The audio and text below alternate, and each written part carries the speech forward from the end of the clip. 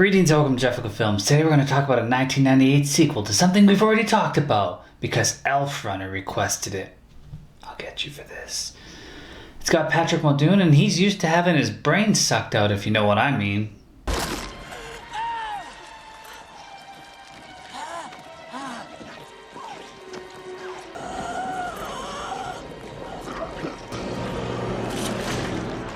Sadly, this one's straight to DVD and no Charlie Sheen. So, let's review The Arrival 2, also known as The Second Arrival. This is incredible. Look at the detail.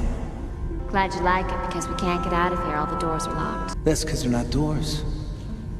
They're windows. This movie starts out with opening credits of a CGI Earth on a budget, and a NASA satellite telling us that satellites are being purchased in South America.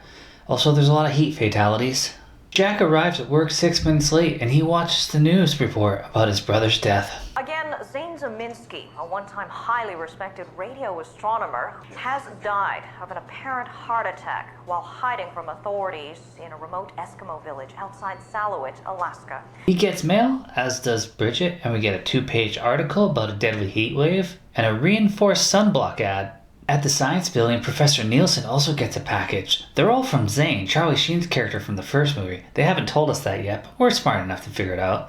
Jack's being followed, being watched a lot right now, and I'm pretty sure they're not human.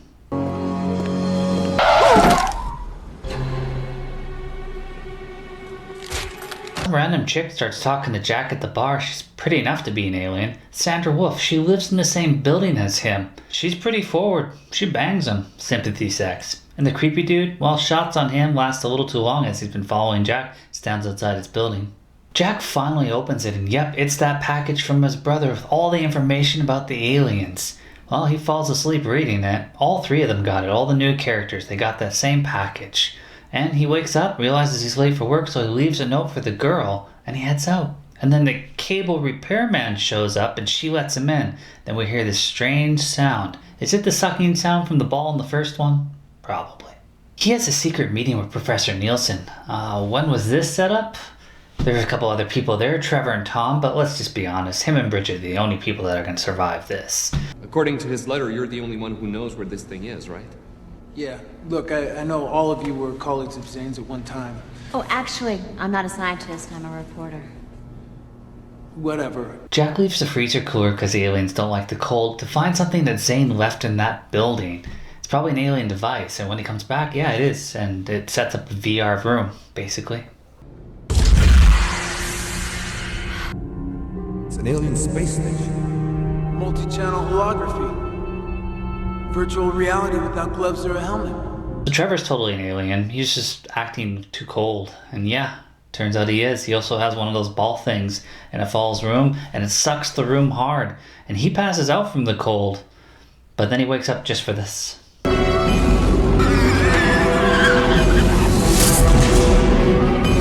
Bridget manages to get the door open and her and Jack get out and survive. As I predicted, creepy guy shows up and they hide. Not sure why they go back into the room, but they do find another exit. He finds the ball and starts looking at it, and they steal his truck. Had you have not done that, he would have thought you were dead.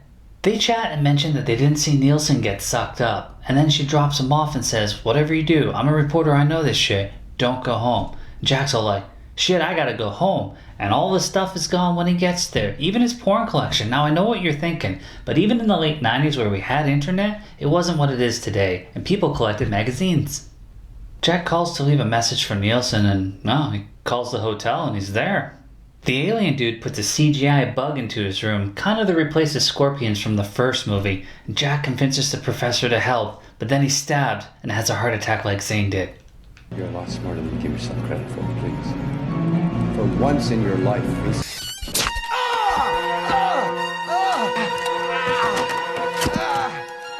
Sandra shows up at his place and pretends to know nothing. She lies to him, and then the other guy shows up and drugs him.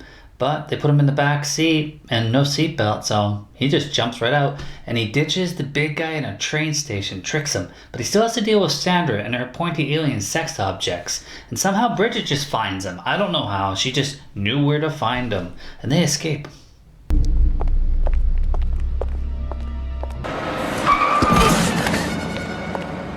Jack. Come on, Jack, get up. Jack tells her that he was drugged, but more importantly, and they just completely gloss over this, he banged an alien. Was it different? Did she run cold because in the first one they sweat? Was she more flexible because the alien's knees can bend backwards? A lot of questions unanswered here. They go back to the hotel and find out that the professor's dead. So they get to know each other, and then they go by Jack's work and see he's already being set up and framed. Burke's like the only person helping him, and he gets him out of there. And then they go to a Radio Shack so they can build a giant laser and get the room to come back, because they're missing the battery, I guess. Both their cards have been rejected and all their accounts are closed. Bridget calls her work and it's a similar story. The FBI was here this morning. I'll tell you about it later, and believe me, it'll be worth the wait. But right now, I need you to wire me some money. If I send you money while you're a fugitive, I open up myself and the paper to aiding and abetting charges. So they go to the pawn shop and they pawn her engagement ring. Even though she's not engaged, she said no to the guy and it all fell apart a long time ago. She still wore it. And they get a laser and they build the laser. And then they get to see it. Power stations everywhere, even in Quebec. So much for that South American storyline. Jack's discouraged, so the next day they go to the Environmental Canada Convention, and we see all these protesters outside protesting, the environment, because they care. However, this convention is about protecting the environment and coming up with solutions. So what are they protesting? Also, this professor was meant to put people to sleep. There will be an escalation in such natural disasters, unprecedented in human history. They meet up with Burke and they want to project the pyramid thing into the theater so that everybody can see it. And it seems like Burke's his only real good friend.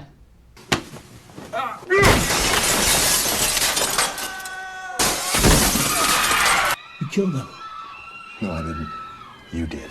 Somebody help! Please help me! My mistake. Dude has no real friends. And it sucks when your best friend and the last lay you just had is all an alien. Fingers crossed for you, Bridget. Well, they escaped because security's a joke, and Jack has pieced it together. Just pushed him through the glass like he was nothing. I can't believe that son of a bitch is one of them. Burke is the alien, Dave is human. He's an asshole, but he was a human being. We get a car chase on back streets. And why is this truck parked like this? It's like they wanted to block the road. If you were unsure if this was a Canadian film, well, they're literally on an ice rink right now, and the aliens leave because they can hear the cop sirens, and then they leave, but are you telling me the cops didn't see them?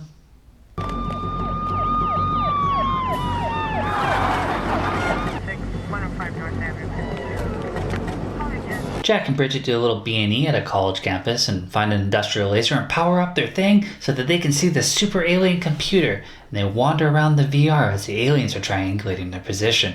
Jack is using the computer program to take out the Quebec plant. But then the bad guys show up and shut it down and, I guess, knock them out off screen and drag them to the actual plant. Burke wants answers. Persuade them. Sit down, or my colleague will break his neck right now. Who did you talk to about? Jack's ball starts going off and sucking everyone and thing down into the hole. And then Sandra gets pulled in there. Oh, I hope she didn't make those faces during sex, because that would have been a dead giveaway she's an alien.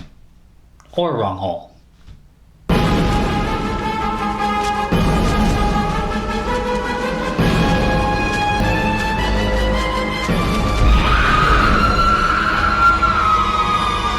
Finds another small alien ball and uses it and throws it in the hole because he believes it's going to cancel each other out. But it only slows it down for a little bit. There's a random fire explosion because it's time to leave and they start running in the opposite direction as everybody else because aliens are stupid and the whole plant gets sucked into the ground. And Burke, well, he survived, but he doesn't look too good. You haven't stopped us, just delayed us. And without the device, you don't even have any proof that we exist. No one will believe you. Some will. Bridget ends up writing an entire novel about the aliens, and it's a bestseller. Jack got her a ring, and they go to Alaska. The end. You know, considering the first one did alright, I'm surprised the sequel got like such a low budget to it, straight to DVD and everything. Special effects were painful. Story's alright. I mean, it was nothing new. It wasn't anything groundbreaking. It was kind of this like Zane could have been in this and it would have been the same stuff. All your accounts are getting shut down. You're trapped. He was trapped in Mexico. I mean, a lot harder to get out of there and get back to the States. Does that look like an engagement ring? It's on the wrong hand. Very observant. Should have been a reporter. Didn't work out, huh? Missed my wedding rehearsal working on a late-breaking story. I don't mind Patrick Muldoon. I don't think he's been in anything too great. He was in a terrible Casper Van Dien werewolf movie I reviewed not that long ago. Starship Troopers is probably the high point. Jane Sabet, well, she has a recognizable face. I think I've seen her in a few things for sure, like Herman's Head back in the day. I figured it out myself. You forget that I worked beside you for the last year? Let's face it, Jack. You're not Zane. In the end, if you want to talk about movies you can totally skip, well, this is one of them. I mean, it didn't hurt my head. It wasn't that painful. It just wasn't anything new. Wasn't anything too exciting.